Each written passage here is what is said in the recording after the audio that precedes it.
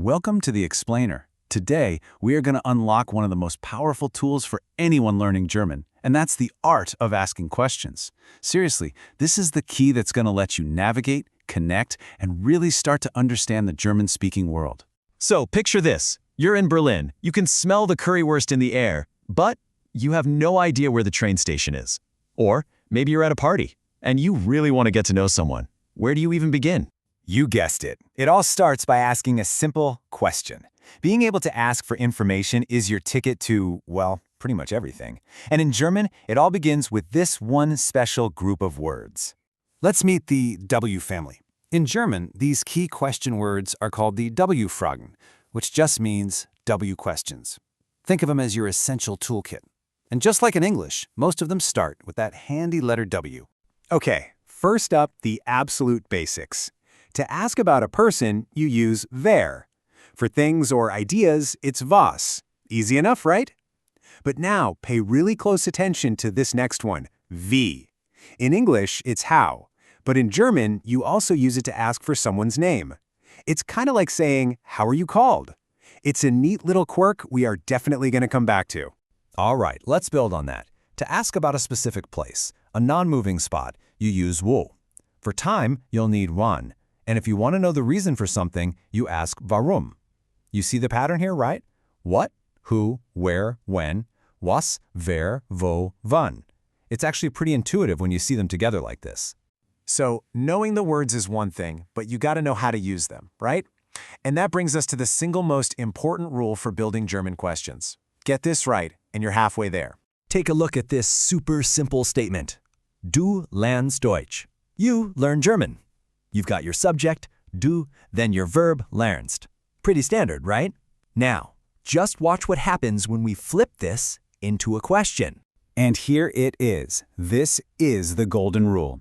With W-Fragen, the conjugated verb, the action word that matches the subject, it always jumps into the second spot, right after the question word. This isn't just a suggestion, it's a rock-solid rule. And honestly, it makes forming questions incredibly consistent. Let's just break it down into a dead simple formula. Step 1, pick your W word. Step 2, slot in the conjugated verb. And step 3, add the subject.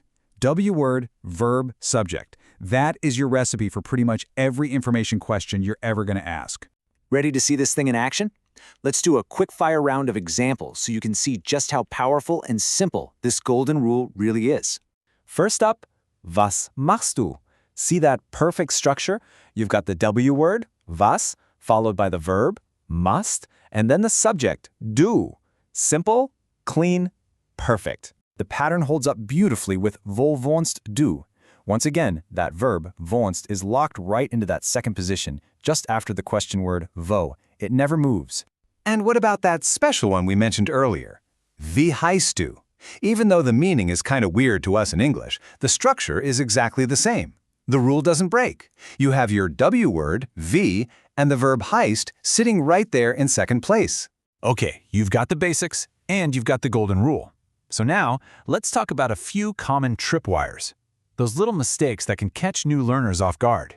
If you can master these, you're going to sound so much more natural. So the first big one is the word where. See, in German, it's not just one word, it's three. You use wo for a static location, like where are you? But if you're asking about where someone is from, you have to use woher. And if you're asking about where they are going to, you need wohin. This is an absolutely crucial difference. Tripwire number 2, asking for a name.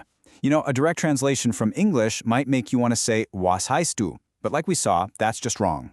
The correct, and really the only way to ask, is with wie. So, wie heißt du? Just burn it into your brain. How are you called, not what are you called? And let's just lock in that where rule one more time. If you ask someone, wo gehst du? You're kind of asking where are you walking around at right now. To ask where they are going to, their destination, you have to add that little hin at the end. Wohin gehst du? It's a tiny change that makes a huge difference in what you're actually asking. All right, you've seen the rules, the examples, and the tripwires. Now it's your turn. Let's do a quick challenge to put all of this together. Okay, so how would you ask the question, why are you learning German? Think back to our formula. W word, then the verb, then the subject. Take a second and just build it in your head. And there it is. Warum lernst du Deutsch? Warum is our W word for why. Lernst is our verb, right, in that second position. Du is our subject. You see, you just perfectly applied the golden rule.